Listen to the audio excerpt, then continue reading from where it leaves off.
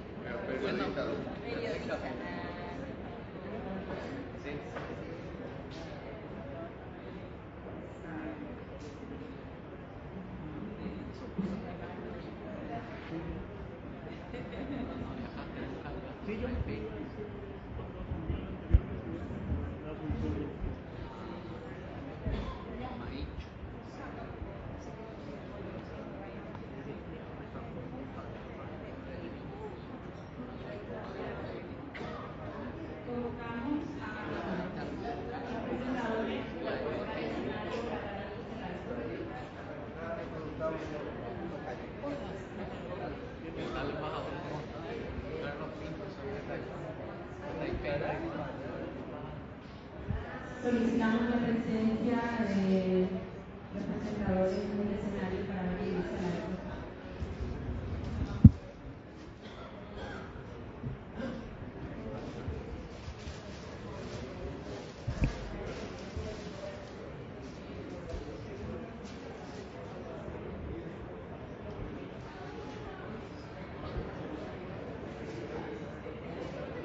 Doña Eulalia, doña Miriam Negro, don Juan Andrés Cardoso, don José Miguel Regia, por favor.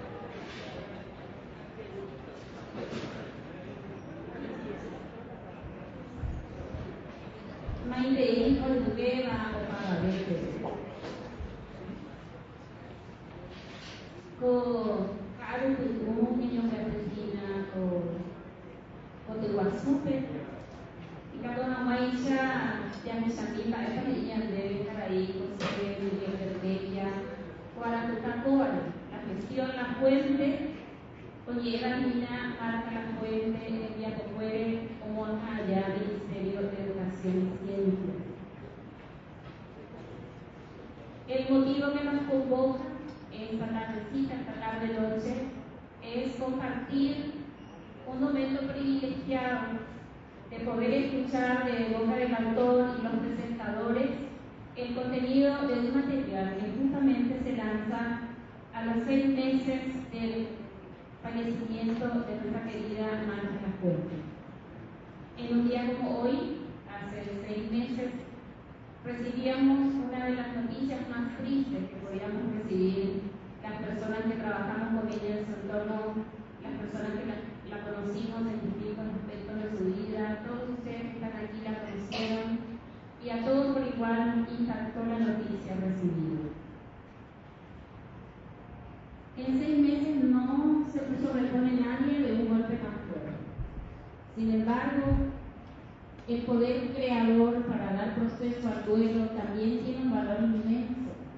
Y eso es lo que esta noche viene a compartirnos el autor de este libro, que para nosotros es una joya muy valiosa porque nos muestra de qué modo el otro lado de la gestión de Marta La Fuente, no dicha tal vez por distintos medios de comunicación, se puede ver a través de esta presentación. Y en la mesa tenemos a la editora del libro, a la señora Lidia Sánchez, a la señora Miriam Melo, que en su tiempo fue viceministra de Educación, con la señora Marta, está don Juan Andrés Cardoso y el autor en el extremo, José Miguel Verde. Le damos la palabra entonces primeramente a doña Lidia Sánchez.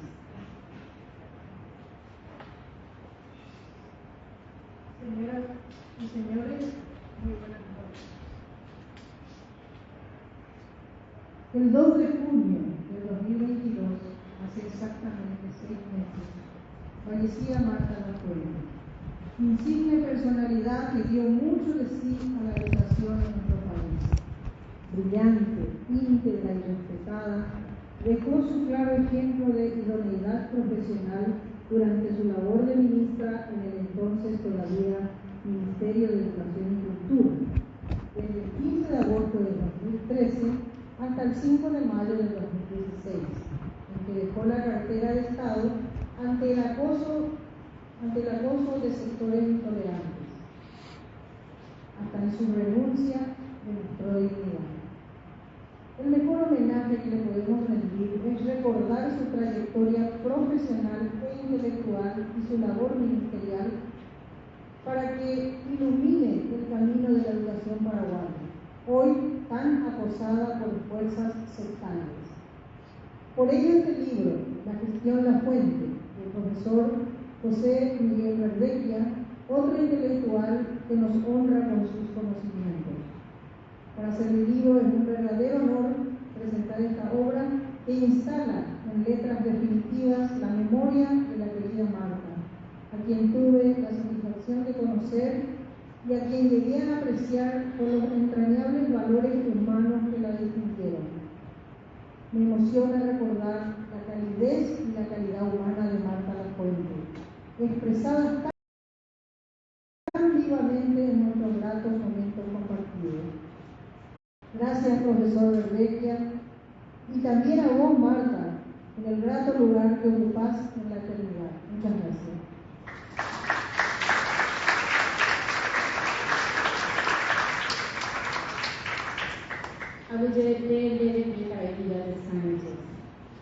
Gracias por las palabras que honran la memoria de la querida Marta La Fuente. En el segundo momento escucharemos las palabras de Miriam Melo. Miriam Melo compartió muy de cerca todos los procesos de trabajo de Marta La Fuente, fue nuestra viceministra en aquel tiempo en el Ministerio de Educación. Y dentro del proceso de presentación le pedimos que ella aborde el aspecto humano de Marta La Fuente, porque de su gestión habla el libro y también probablemente lo va a mencionar el autor, pero a ella le pedimos una reseña para que podamos recoger en nuestra memoria aquellas cualidades, aquellos aspectos humanos de Marta que adornaban su vida y que hacían que la relación con ella fuese tan cálida y tan valorable. Miren. Gracias. Muy buenas tardes. Un cordial saludo a los compañeros por presentación. Un saludo especial a Miguel Ángel Vecchia, autor del libro, a Eulalia Sánchez, que asumió e impulsó la publicación de este libro. Un afectuoso saludo a los colegas, compañeros del MED, amigos de la educación y de diferentes espacios. Celebro la presentación de este libro porque considero que rescatar las contribuciones de Marta a la educación y analizar su gestión desde otras perspectivas es un acto de justicia para Marta, porque en su momento, como Paraguay, no supimos cuidarla, arroparla, protegerla en momentos ingratos que le tocó vivir en su afán de hacer de este Paraguay un lugar mejor desde el sector que le apasionaba y nos apasiona, que es la educación.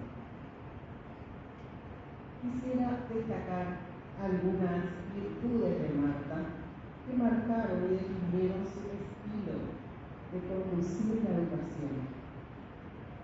En primer lugar, su rigurosa formación y especialización en el campo de las ciencias de la educación y su vasta trayectoria en el diseño, implementación y evaluación de las políticas educativas permitieron que ella pueda emprender su conducción con certeza y con clarividencia. Sus sólidos valores, principios que los vivenció en toda su vida, como una persona ejemplar, íntegra, intachable. Ella apostaba siempre por la historia larga. Era una frase que ella decía. No se dejaba llevar por la ruptura de las diferentes circunstancias que le tocó vivir en su vida profesional. Su pensamiento lúcido, creativo, visionario, que le permitió proponer siempre innovaciones en todas las iniciativas, algunas de ellas acuñadas por ella, otras iniciativas acompañadas y sostenidas por ella. Su espíritu transgresor y su valentía, que le permitieron durante su gestión como ministra tomarse todas las licencias y asumir todos los riesgos, incluyendo las limitaciones estructurales y temporales del cargo que ocupó como ministra, para avanzar en su cometido con el sello de integridad, calidad, que le caracterizaba en todo su hacer. En cuanto a sus acciones, que son muchísimas, porque ella estuvo casi 20 años en el Ministerio de Educación desempeñando diferentes cargos, ejerciendo diferentes funciones, y su contribución es a lo largo de ese tiempo. Pero se coronó, digamos, en el tiempo que le tocó ser ministra de Educación. Una de sus principales preocupaciones al llegar al MED, antes de llegar al MED, cuando nos estábamos preparando para asumir la gestión, era recuperar la rectoría del MED, que en ese momento, y en muchos momentos creo, se encontraba dispersa, diluida y en disputa por diferentes grupos de poder que buscaban no precisamente la educación como un bien común, sino bienes particulares, cómo lucrar, ¿verdad?, con los escasos recursos que se le asignan al sector. Ella tuvo la capacidad y la lucidez para concretar, llevar a niveles de concreción los grandes objetivos del Plan Nacional de Educación 2024. Diseñó una hoja de ruta, diseñó un conjunto de programas y proyectos interconectados entre sí para llevar adelante un nuevo enfoque de las ofertas educativas en el marco del sistema de aseguramiento de la calidad, sabiendo que en esta época ya nuestro gran desafío es la calidad. Muchos de estos programas y proyectos se siguen ejecutando hasta hoy. Siendo viceministra, también lideró la actualización del primer Plan Nacional de Educación, el Plan 2024. El Plan 2020. Ella también diseñó una estrategia para potenciar los establecimientos educativos, de manera a que la inversión en las escuelas sea más eficiente.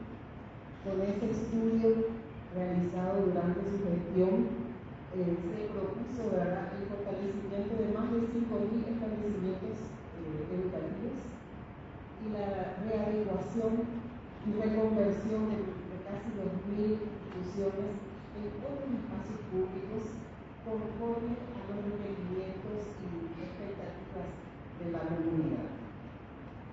Planteó también la necesidad de invertir más en educación. Ella dijo y propuso en su agenda educativa que había que buscar recursos adicionales para incrementar la inversión en educación, que en 2014 era del 3,9% del PIB, y esta propuesta de ella apuntaba a llegar al 2018 a una inversión del 6,4% del PIB. También se interesó y se ocupó con devoción con las poblaciones en situación de vulnerabilidad, fortaleciendo la educación permanente de jóvenes y adultos, impulsando la atención educativa oportuna de la primera infancia de las comunidades indígenas, que incluso esta iniciativa le llevó a forzar casi, ¿verdad?, la burocracia administrativa que obstaculiza cualquier innovación. De manera, por ejemplo, uno de los aspectos que tuvo que hacer es para incorporar a las madres sabias elegidas por su comunidad como parte del equipo multidisciplinario para la atención a la primera infancia, junto con la docente titular y la docente auxiliar. Y estas madres fueron asignadas también como profesionales y como portadoras de la cultura, ¿verdad?, en ese equipo. También expandió la atención educativa oportuna a la primera infancia de comunidades dispersas con el programa Maestras Mochileras, fortaleció la educación en las aulas hospitalarias, porque ella decía, si los niños no van a la escuela va a los niños. Esa era su premisa. Dentro del MEC promovió una cultura de transparencia e integridad como un eje fundamental para fortalecer la institucionalidad del MEC. Impulsó acciones para despartidizar la institución y presentó al Congreso también una propuesta de carta orgánica, que es la primera carta orgánica que tiene el MEC. Carta tenía muy claro que no se podía pretender mejoras en el sistema educativo sin incorporar mejoras en la institución que se encarga de implementar la política educativa. Como conocedora de esta realidad, ella sabía que se requería coraje para enfrentar grupos de poder empotrados en diferentes sectores y que operaban en el sector de educación. Ella lo demostró con creces. Llevó adelante un proceso de diálogo con todos los actores y sectores. Su meta era instalar la educación como una prioridad en la agenda pública. Muchos de estos diálogos se truncaron porque ella, fiel a sus principios, no transigió con la corrupción y con la discrecionalidad con que se estaban manejando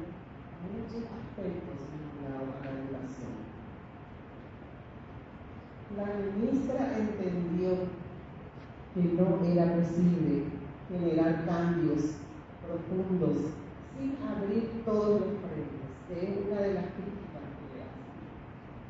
Pero era necesario, era la única manera de que en verdad se produjeran cambios en la institución y en el sistema educativo. Marta nos dejó tantos aprendizajes, pero me gustaría destacar algunas. Primero, que la brevedad de una gestión no es un impedimento para aprender cambios profundos del lugar que a uno le toca, que en este caso le tocó liderar el Ministerio de Educación. Nos enseñó que para eso se requieren saberes, se requiere capacidad de comprensión, pero sobre todo se requiere voluntad política y actores políticos enfocados en la misma aspiración. Me enseñó también que con valentía es posible luchar con nuestros sueños, concretar nuestros sueños de tener un Paraguay mejor. Marta fue una ministra técnica, sin filiación política, íntegra, brillante, visionaria y adelantada a su tiempo, fiel a sus principios éticos, sensible a la realidad del país y a la urgente necesidad de mejorar la educación para reducir las brechas de desigualdad y la injusticia social. En los últimos tiempos de su vida ella estaba trabajando afanosamente, preparando su tesis de la maestría en Ciencias Sociales con el tema Desigualdad Social y Justicia Educativa. Marta Lafuente pasó por nuestra patria, pasó por la patria grande, dejando huella en todo su hacer. Con su paso como ministra y desde mucho antes en todo lo que hizo, Marta no solo ofreció a Paraguay su pensamiento, su inteligencia, sus convicciones. Ella, como la persona y profesional apasionada que era, ofreció también y por sobre todo su corazón. Gratitud eterna a Marta Lafuente.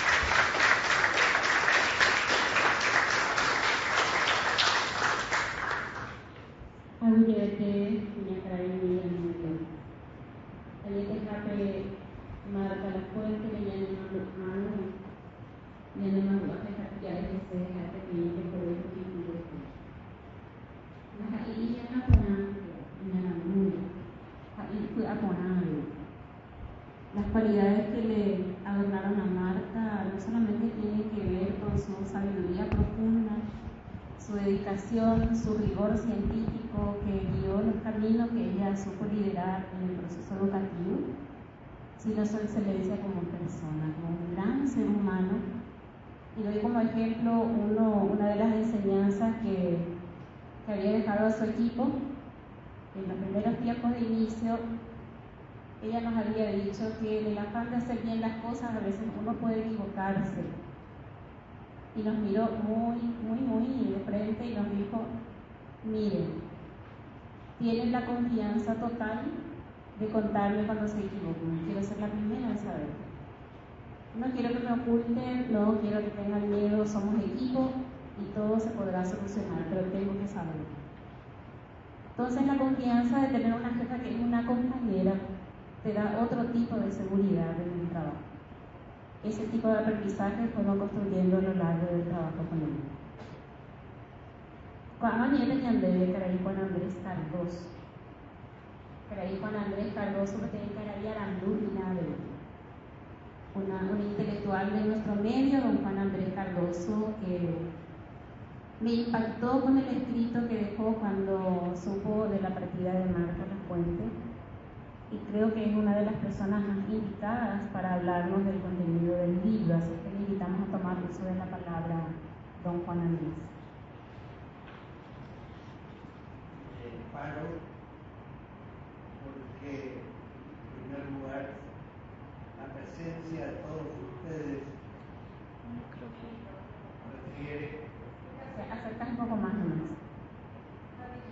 ¿Está bien? Acercar más. La presencia de todos ustedes honra a Marta Fuente. Podríamos comenzar diciendo que pasan los políticos, mueren, desaparecen y no dejan huellas. Marta Lafuente ha ido hace 6 meses y ustedes, nosotros estamos demostrando la fuente y que podrá, sin duda, continuar con su proyecto de educación.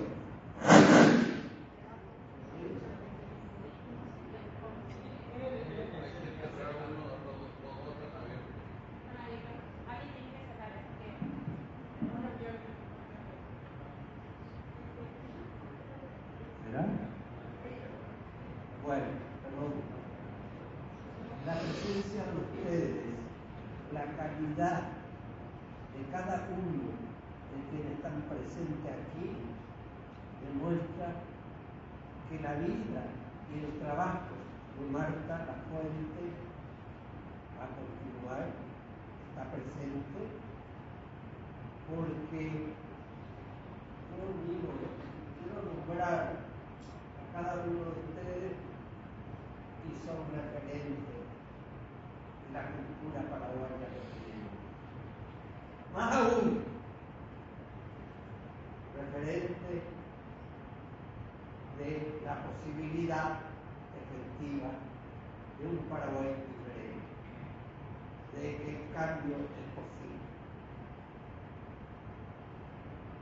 Este trabajo de Miguel Ángel Verdequia es una contribución, no un recuerdo de nada, sino para la educación.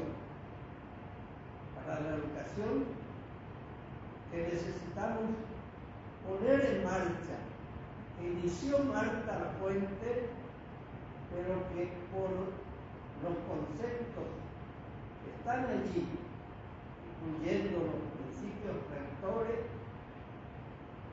son aún los caminos que debemos recorrer para que la educación sea efectivamente un instrumento de cambio estructural del Paraguay. Sabemos que la escuela es un aparato ideológico del Estado y que la educación es el instrumento para mantener en forma como un statu quo la ideología dominante. Y detrás de esa ideología dominante hay un poder establecido que domina totalmente el sistema de conocimiento y de posibilidades de un pensamiento crítico. Si Marta Lafuente apeló a la escuela como una herramienta de cambio, porque pensaba que un proyecto de educación es efectivamente, como dijo Miriam, a citar a Marta, un proyecto de vida. La educación es un proyecto de vida. Más, ¿cómo realizar ese proyecto de vida sin tener un proyecto de sociedad? Un proyecto de sociedad totalmente distinto de lo que está vigente hoy. La educación, si nosotros asumimos como el medio y el fin a la vez para terminar con la pobreza, con la iniquidad de las desigualdades, solo la educación es la fuerza efectiva de la razón humana para llevar adelante un proyecto radical de transformación estructural de una sociedad. Y cuando hablo de eso, en el libro que Miguel Ángel Verdejo publica, aparece el pensamiento de Marta Lafuente. Y les invito a subrayar esos pensamientos donde, en breves líneas, como los presocráticos, deja Marta principios, axiomas fundamentales para entender la importancia de la educación. La educación no es solo la escuela, no es solo el conjunto de conocimientos. La educación, como dice Marta, es la comunidad misma. Y la educación es el centro, o debería ser el centro, de ese encuentro comunitario. Entonces, ya hay una diferencia a la concepción tradicional de que la escuela es una localidad donde están maestros, o los maestros y los alumnos. Y solo están los padres. Es tarea de todos. Esa noción de tarea de todos podría entenderse como una manera de diluir la responsabilidad central del Estado y decir que justo en el momento de la mercantilización de nuestro sistema educativo se pone el lema educación, tarea de todos. En la concepción de Marta no es así. Cuando ella plantea este problema es porque la educación será para todos. Y hay un cambio. Ese será para todos implica que no va a ser para los alumnos de la escuela. En un país que expulsa a jóvenes de 18, 20 años del sistema educativo a nivel superior, pero que desde niños ya establece diferencias sociales, no solamente quienes no ingresan a la escuela, sino aún ingresando a la escuela, hay, por ejemplo, y subsiste hasta hoy, una desigualdad en cuanto a niñas y niños. Ya esa desigualdad habría que superar. Luego, ¿cómo la educación puede implicar una transformación social? Es allí cuando educación, tareas de todo, pone énfasis a que la educación es un bien público y un derecho fundamental de todos los ciudadanos, sin exclusión. Es un derecho de todos, tal como nuestra propia Constitución establece, ¿por qué no lo hacemos? ¿Por qué en la política y en una supuesta democracia la educación no alcanza a todos? La educación reproduce la desigualdad social. ¿Por qué? Porque no comenzamos con lo más fundamental de la democracia, la educación democrática. En la escuela habrá que comenzar la democracia. ¿Cómo? Rancière dice que en la democracia contemporánea el poder del pueblo se diluye. ¿Por qué? En la democracia que tenemos hoy y que queremos es, sin embargo, un modelo discriminatorio. Es, según Rancière, el sistema mediante el cual el pueblo es la parte que no tiene parte en el poder. Elige, delega el poder, pero el pueblo no tiene parte en el poder. Lo vemos todos los días. ¿Cuál es el mensaje determinante de Marta? Que no puede morir. El sentido de la educación. No es para la profesión solamente, no es para habilidades determinadas. ¿Por qué la educación es tan problemática para el poder? Porque la educación supone conocimiento.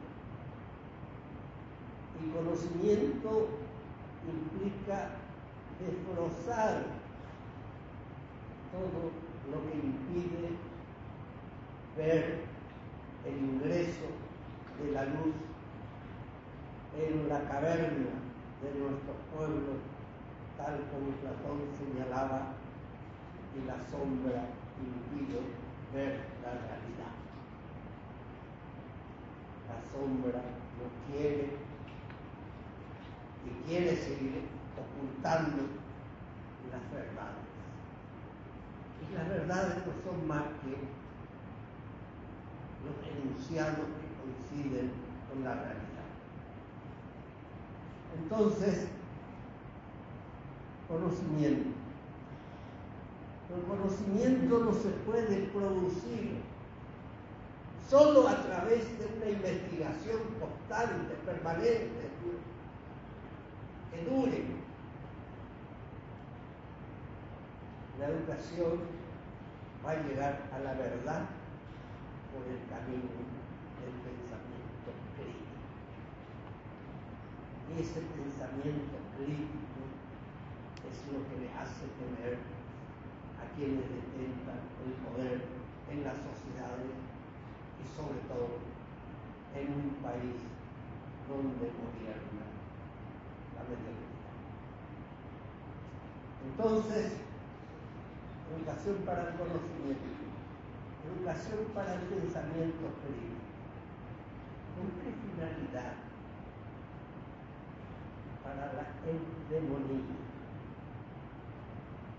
La eudemonía viene desde Grecia. El fin de la existencia humana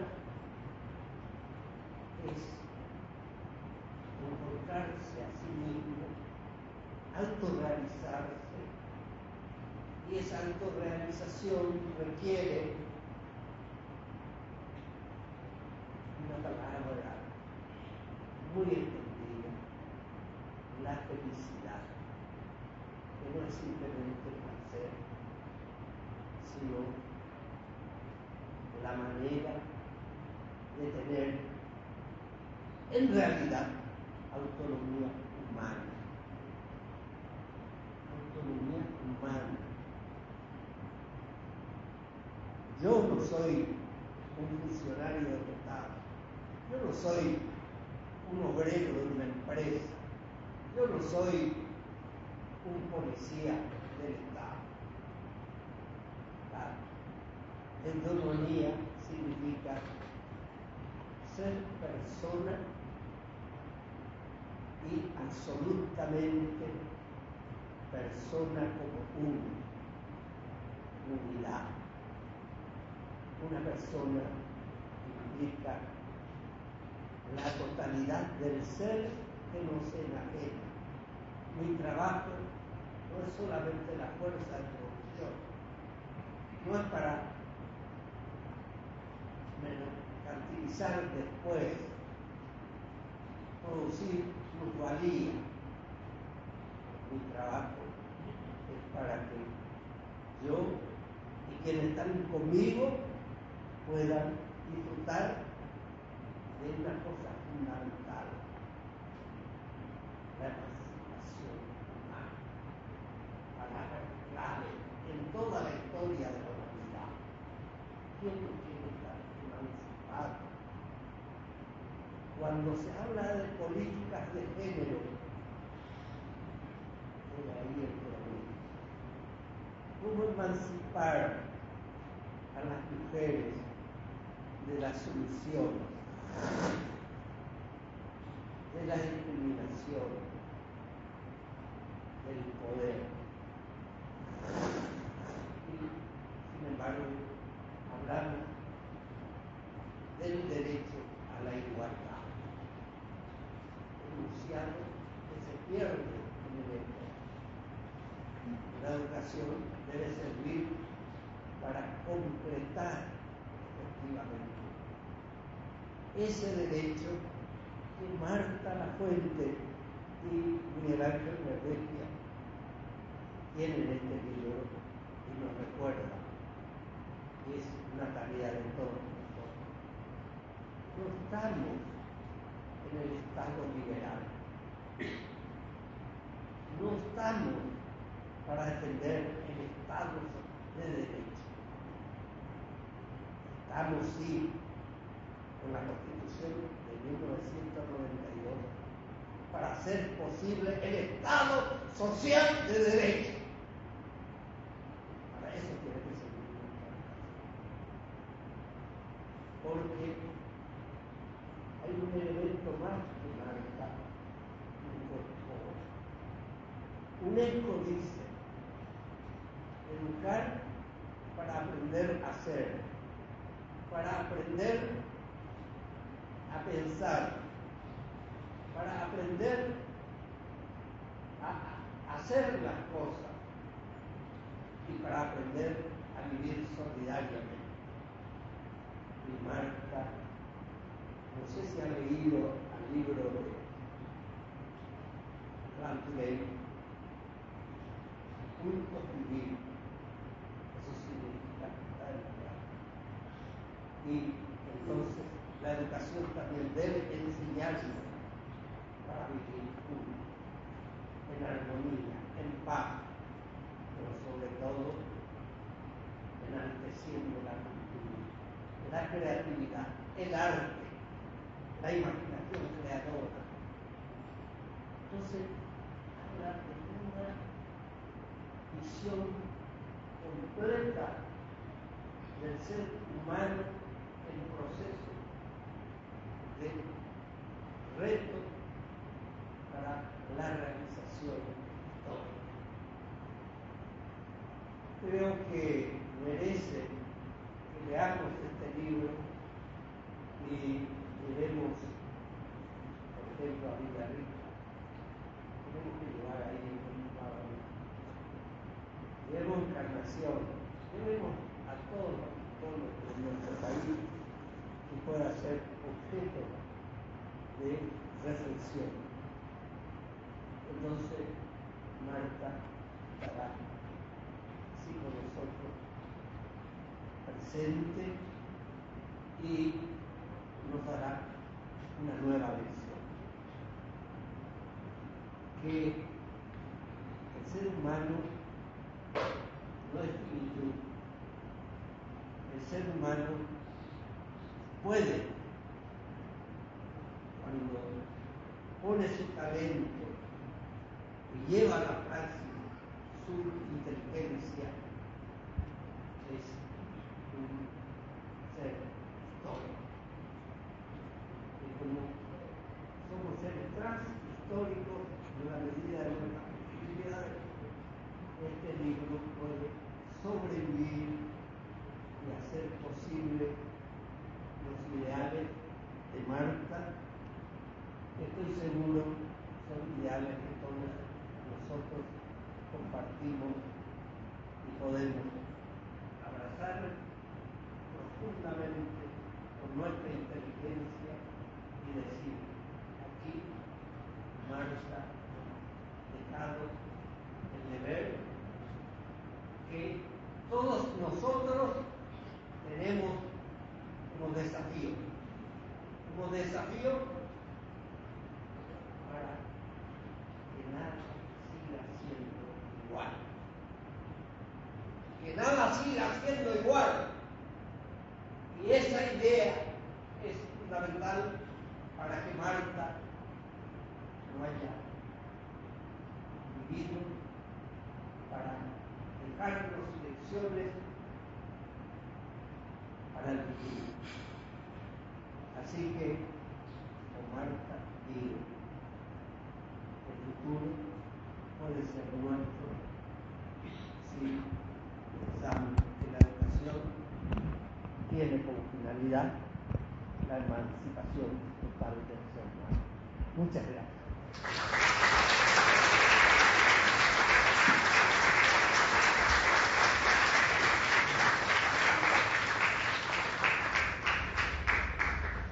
Agradecemos las palabras del señor Juan Andrés Cardoso y resaltamos una de las ideas de Marta Lafuente sobre la educación.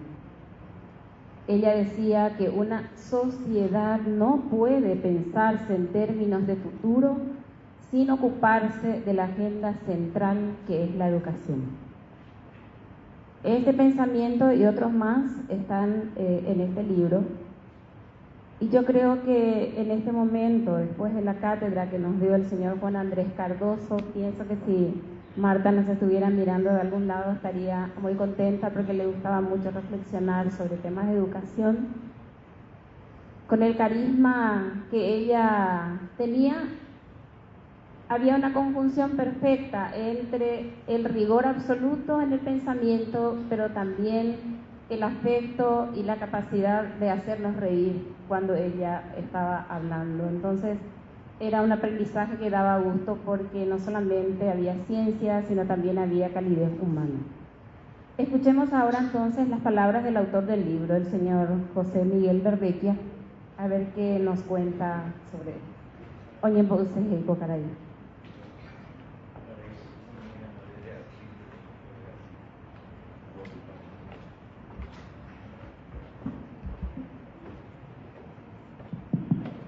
Buenas noches, gracias por estar acompañándonos. Yo quiero referirme a dos grandes tipos de cuestiones, ¿verdad? Lo primero en referencia particularmente al trabajo que estamos presentando, ¿verdad? Como decimos en la introducción, el origen de esto está fundamentalmente en la rebelión que ha producido en muchos el trato humillante que se le quiso dar a Marta en los últimos días de su gestión al frente del ministerio, ¿sabes? Y esa es una cuestión que busca ser reivindicada en el libro con base a hechos, con base a realidades. Al asumir el ministerio, Marta tenía muy clara la idea de que habían que introducir cambios profundos y que esos cambios profundos requerirían, ¿verdad?, de mucha fuerza, de mucho empuje, de no transigir y de tener que estar luchando cotidianamente con todos los intereses que giraban en torno a la educación. En el análisis que hacemos de su gestión, nosotros dividimos lo que fue su gestión en tres grandes aspectos. Uno primero referido a la política educativa, lo que Miriam magistralmente presentó, digamos, como los contenidos fundamentales de todo lo que se pretendió hacer desde el punto de vista de la política educativa. El segundo aspecto, que tenía muy claro también, era que tenía que procederse a un saneamiento muy profundo de la organización, de la estructura del ministerio.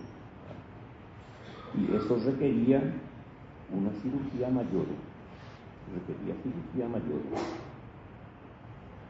Marta no transigió en principios básicos. El dinero del Estado es del Estado.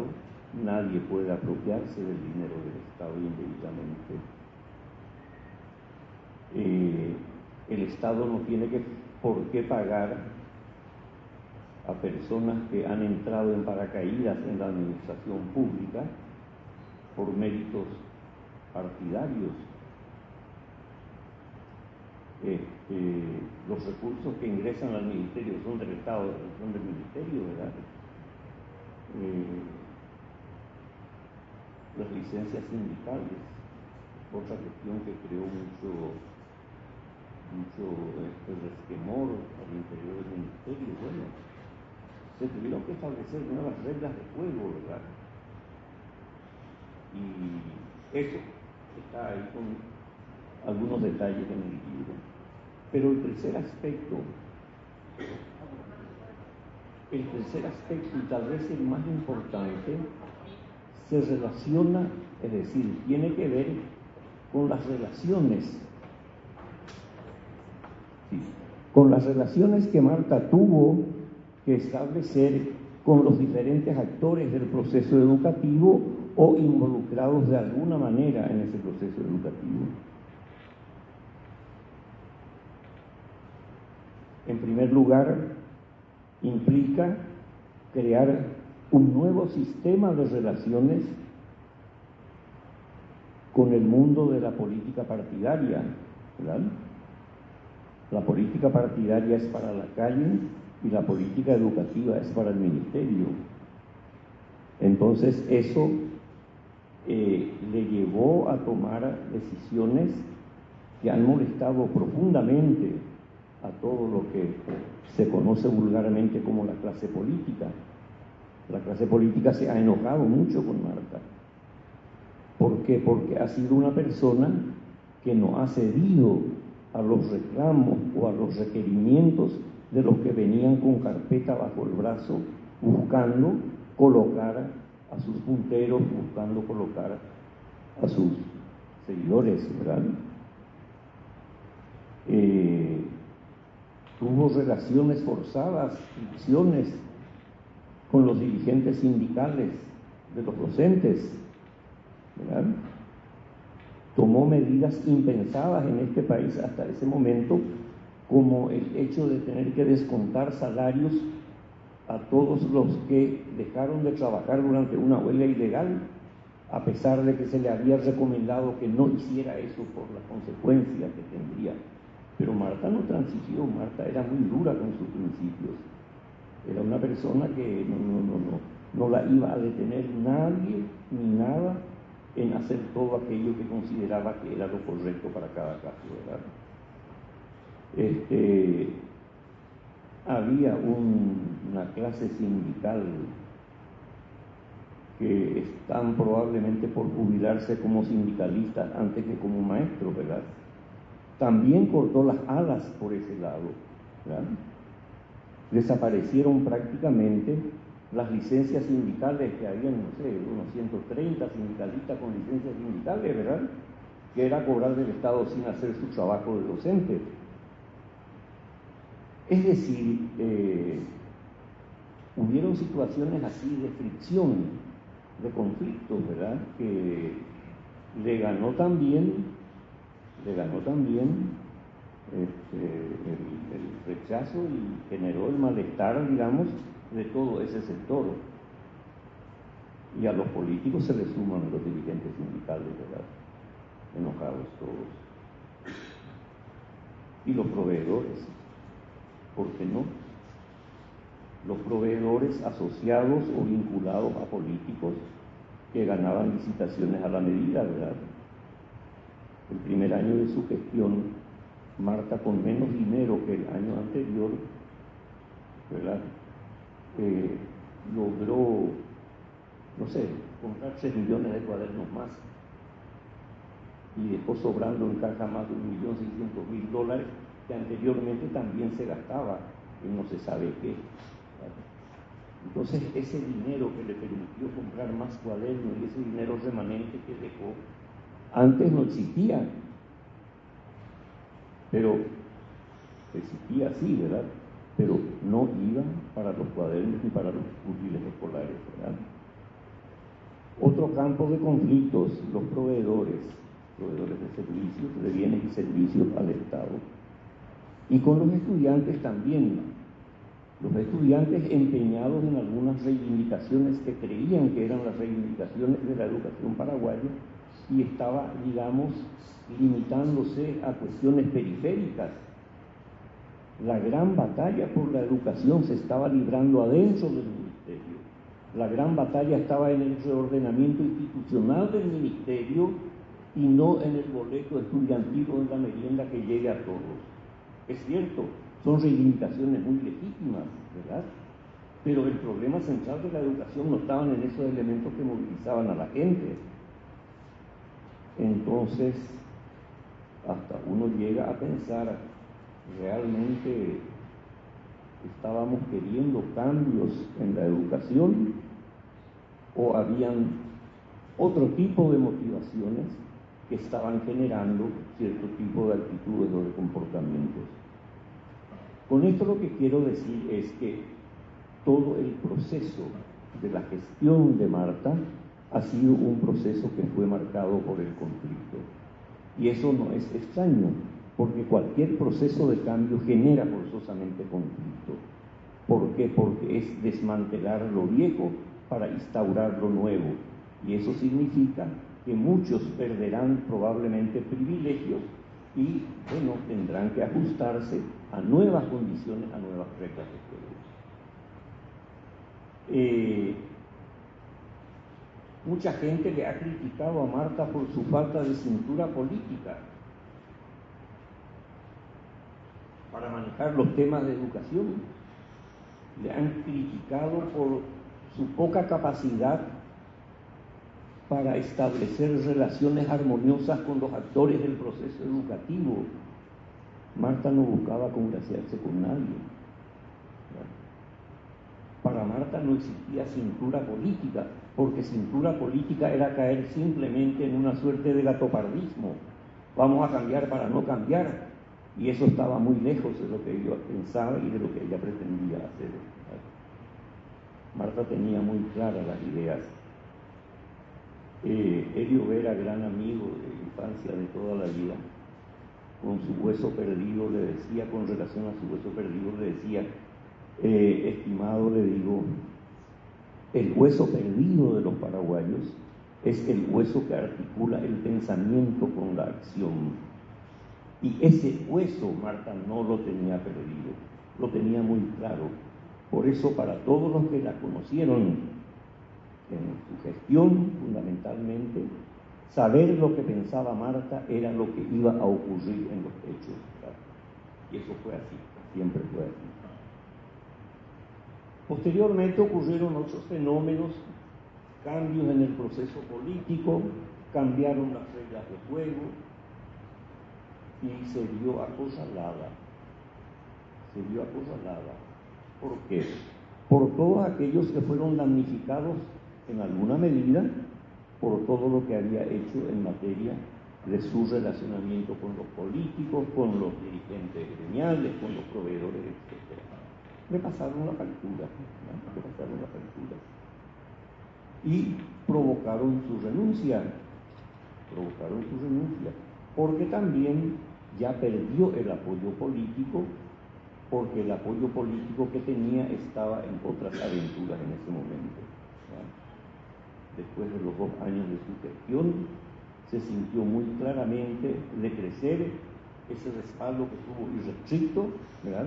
¿Por qué? Porque habían otras motivaciones, otras nuevas situaciones que se estaban generando en ese espacio político y donde la presencia de Marta era incompatible con los designios de esos nuevos enfoques de política, ¿verdad? Y Marta tuvo que irse. Y al final uno dice, ¿qué es lo que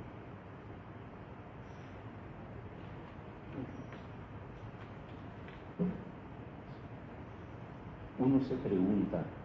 ¿Quién ganó y quién perdió con todo este negocio? Con las movilizaciones, que los estudiantes, que los docentes, que los padres, que los otros. Haciendo un análisis objetivo de la situación, ¿quiénes ganaron y quiénes perdieron?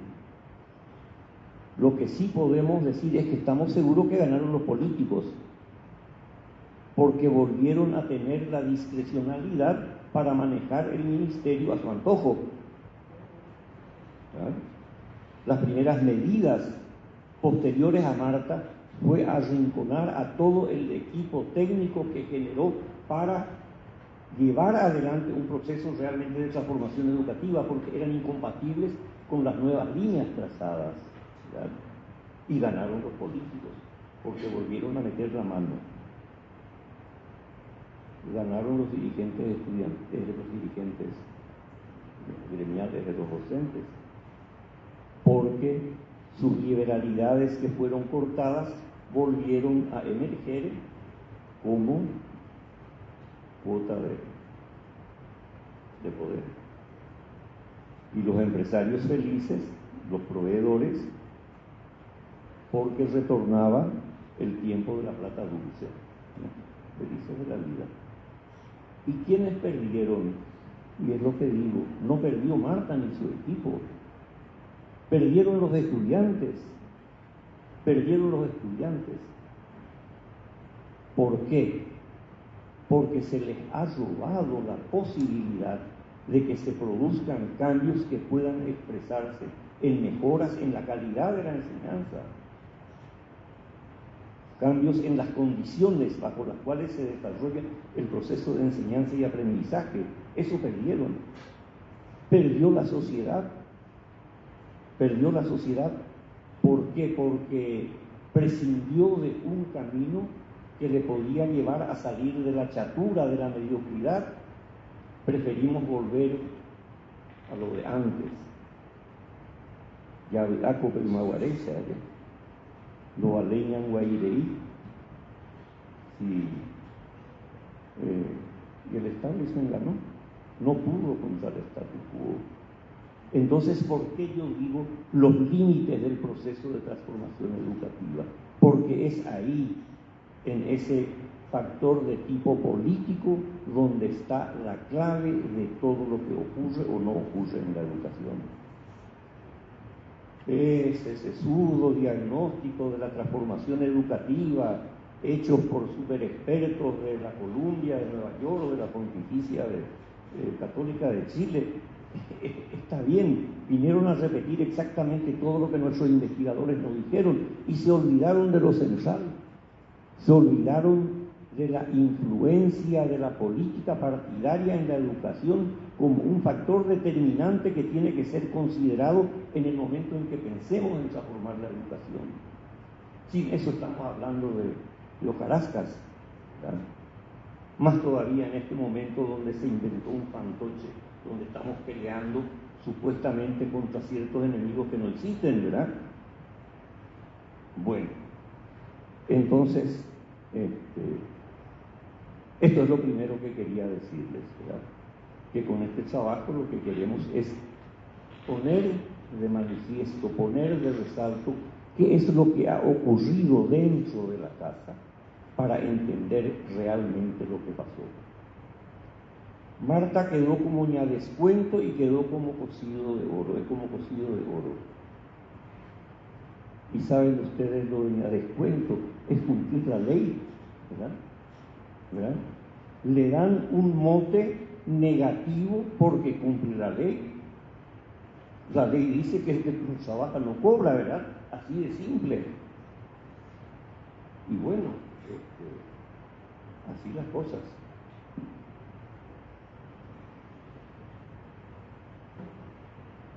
Y se me fue lo que iba a decir.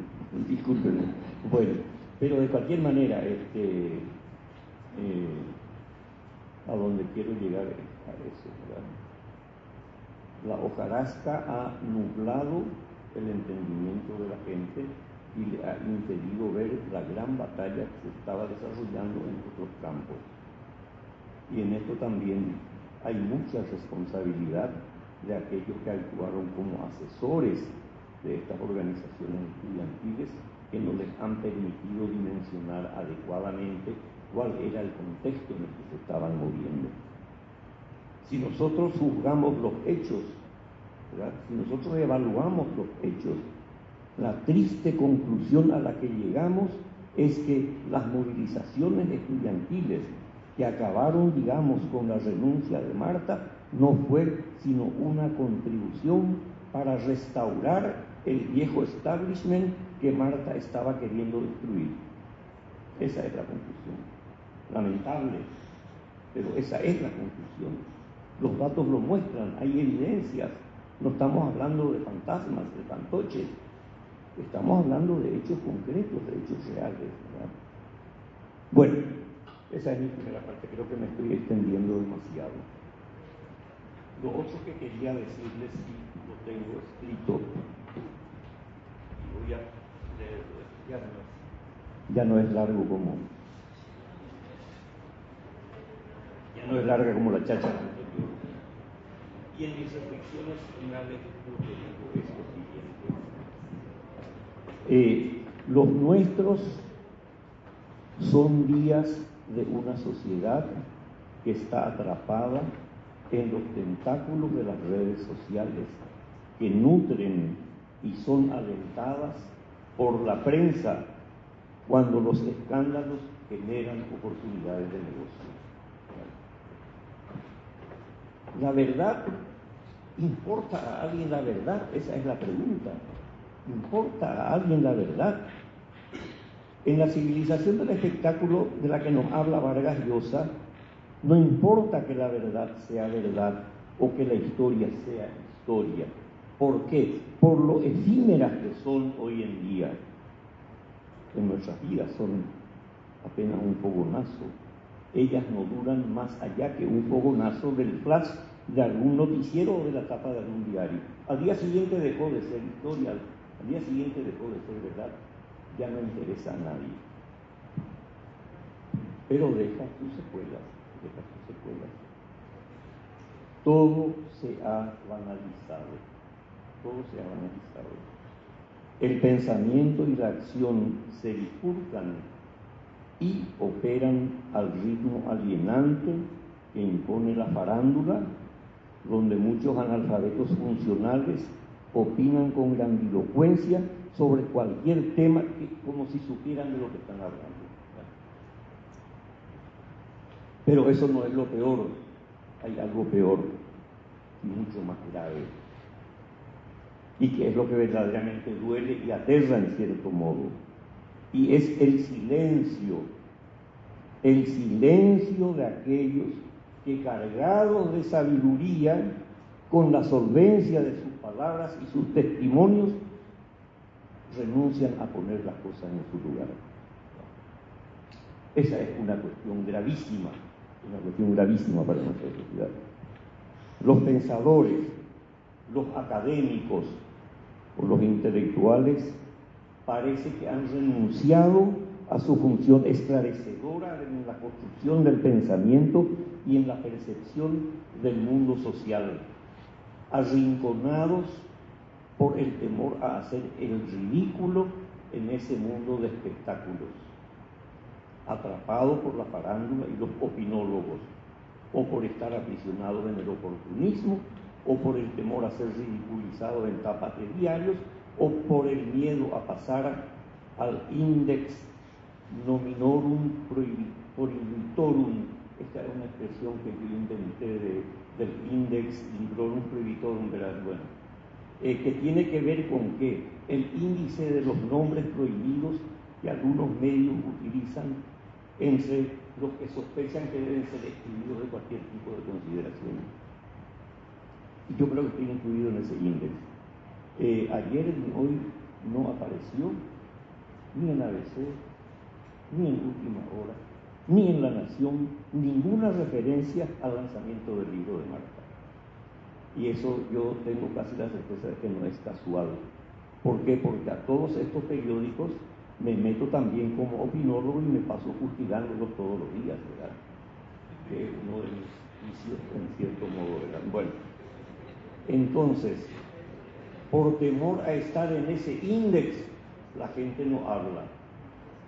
Oye, Mongurusuta, no lleguemos a Bema y Pesec, va a quedar relegado en el baúl de los recuerdos.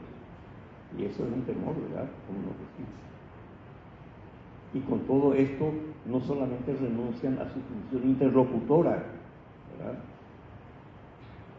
dentro de ese mar de desconciertos y de confusiones que reina la sociedad en la que estamos atrapados, sino que se deja el campo libre a los predadores que arremeten bajo estas nuevas formas de barbarie.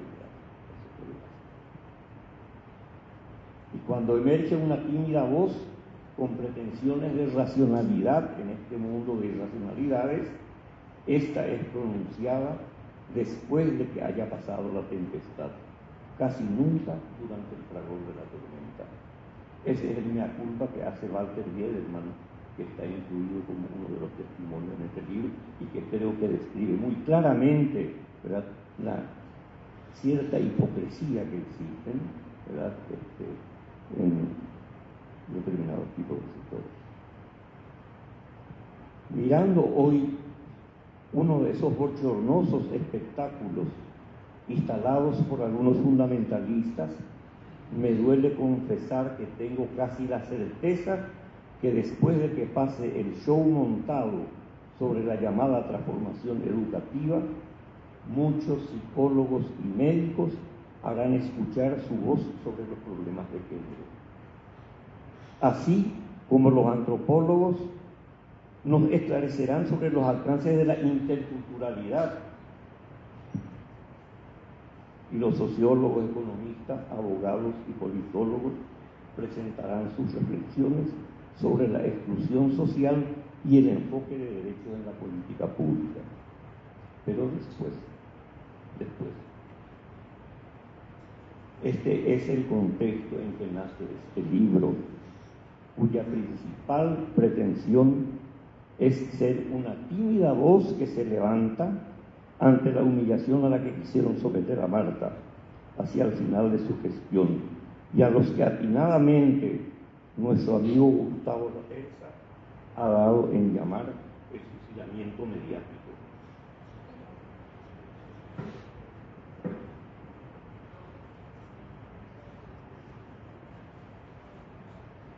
La fuente reclamaba a sus colegas y a sus amigos opiniones fundadas en evidencias, y a esto pretende contribuir este libro, es decir, a ser fieles a su reclamo, aportando elementos que permitan ver la realidad más allá del espectáculo mediático que rodeó a sus últimos días al frente del MEC, de tal manera a posibilitar a la gente construir sus propios juicios sobre lo que fue realmente su gestión.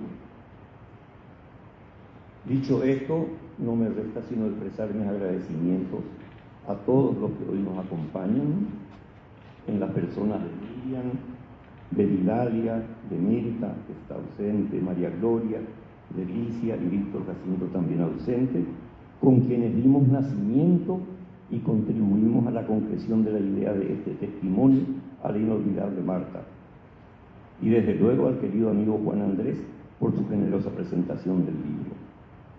Gracias a las amigas y colegas de Marta y a los míos, y particularmente a mis paisanos que desde Villarrica le siguen prodigando sus afectos. Gracias.